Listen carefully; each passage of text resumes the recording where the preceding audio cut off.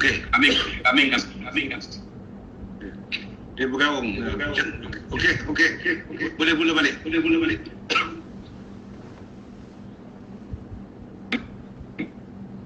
Okey dah. Ya, okey. Kalau okey Right. Okey. Alright. Terima kasih Datuk Seri Presiden. Pertamanya saya rasa seperti dibicarakan hari ini ada berbagai-bagai perkara yang dibangkitkan mengenai pelantikan ini.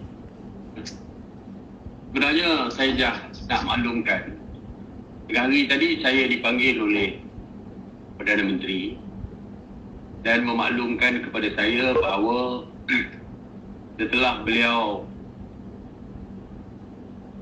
membuat sembah maklum kepada Yang di-Pertuan Agong dan Yang di-Pertuan Agong memberi perkenan, jadi saya dilantik sebagai Timbalan Perdana Menteri. Jadi perkara itu dibincangkan oleh Yang di-Pertuan Agong bersama dengan Perdana Menteri. Dan saya tak terus membuat press release. Saya jumpa Presiden, saya jumpa dengan bosku untuk memaklumkan dan meminta pandangan, minta restu daripada bosku misalnya. Dan saya berjumpa dengan Presiden Pak Mata tadi dan saya beritahu kepada Presiden saya perlukan nasihat daripada Presiden, what should I do? Adakah Presiden nak supaya saya tidak menolak jawatan semua? Presiden dia kata no. Presiden kata tidak, sebab banyak perkara yang boleh you lakukan untuk kepentingan parti. Macam-macam yang kita bincang tadi untuk kepentingan parti. Jadi selepas Presiden merestuinya, saya pun beritahu Presiden, boleh tak saya buat press release selepas ini menyebut nama Presiden dan juga terima kasih kerana sokongan. Presiden kata go ahead, dibuat. Lepas itu barulah saya buat press release. Waktu itu dah dekat pukul 7 dah. Press release saya keluarkan. Jadi setelah mendapat kebenaran daripada Presiden, baru saya buat press release. Saya tertarik dengan pandangan daripada Datuk Razali, Datuk Tan Sri Noh, Datuk Azalina dan sebagainya. Dia mengatakan jika kita mengambil tindakan sama ada tidak percaya kepada Perdana Menteri dan tidak percaya kepada kerajaan tidak akan jatuh. Jadi apa yang kita lakukan mesti memberikan kesan dan keuntungan kepada kita. Kalau tindakan kita tidak memberi kesan apa-apa, jadi orang nampak yang kita kurang bijaksana di dalam membuat keputusan.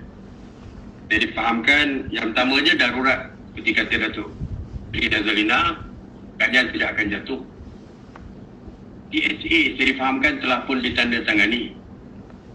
Dan kalau CSA ditandatangani, kerajaan juga tidak akan jatuh dan Perdana Menteri juga tidak akan jatuh, maka apa yang kita lakukan adalah sia-sia saja. Saya nak maklumkan, saya nak ucap tahniah kepada Presiden, ya. Apabila kita menetapkan 1 Ogos, iaitu kita akan tarik diri kalau darurat diteruskan. Itu yang diputuskan di dalam mesyuarat MT. Akhirnya kerajaan membuat keputusan iaitu darurat tidak akan diteruskan. Yang kedua, apabila Biro Politik memberikan tempoh 14 hari supaya kerajaan menetapkan tarikh persidangan Parlimen. Tarikh terakhir 14 hari, kerajaan telah pun mengumumkan bahawa Parlimen akan bersidang selama 4 hari, 26, 27, 28, 29. Dan kita juga mengatakan bahawa no hybrid. Tadi saya membangkitkan dalam Kabinet bahawa kita tidak setuju sidang hybrid dilaksanakan. Dan 4 hari pertama yang kita akan bersidang nanti bukan hybrid, tetapi bersemuka. Saya pun beritahu yang tidak ada sebab kenapa perlu hybrid, kerana semua ahli Parlimen telah pun divaksinasi sebanyak 2 kali. Sekarang ni staf-staf Parlimen sedang dibuat vaksinasi. Jadi sewaktu Parlimen bersidang nanti, semuanya sudah divaksinasi 2 kali, jadi tidak ada sebab kenapa hybrid. Jadi mesyuarat bersetuju. bahawa tidak ada hybrid.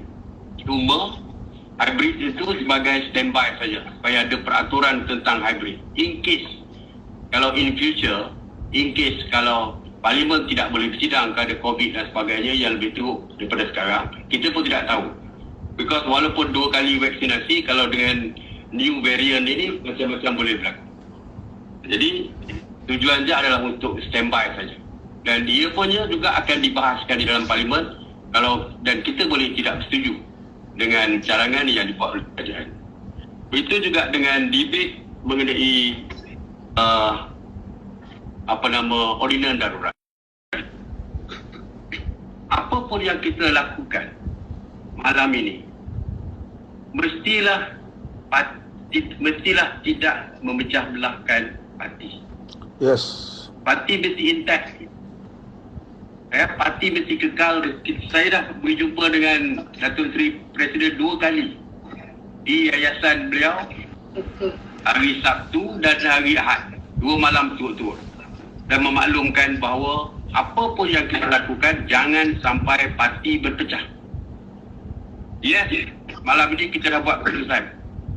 Apa pun keputusan, dan mesti dipatuhi oleh ahli Parlimen. Dari segi keputusan sepatutnya dipatuhi. Datuk Nana tadi kata tak boleh ahli Parlimen ni. Mana boleh, dia mesti ikut apa arahan. Tapi apa kata kalau ada di kalangan Parlimen yang tidak bersetuju? Saya nak maklumkan, 2 malam lepas Yang Berhormat Datuk Seri Presiden telah pun berjumpa dengan semua ahli Parlimen, terdiri daripada UMNO dan juga BN. Ahli Parlimen BN, Wee Ka Siong, ucap waktu perjumpaan. Tarabanan, ucap dalam perjumpaan. Atta, ucap dalam. Yang mengatakan mereka kalau nak keluar sekarang tidak setuju. Begitu juga dengan ahli Parlimen UMNO yang lain. Soalnya bukan tak nak keluar, tapi seperti yang disebut oleh rakan-rakan tadi, dari segi timing, tidak nak keluar now, tetapi prepare untuk keluar di masa akan datang. Kita dah ada 3-4 perkara yang kita putuskan. Yang pertama,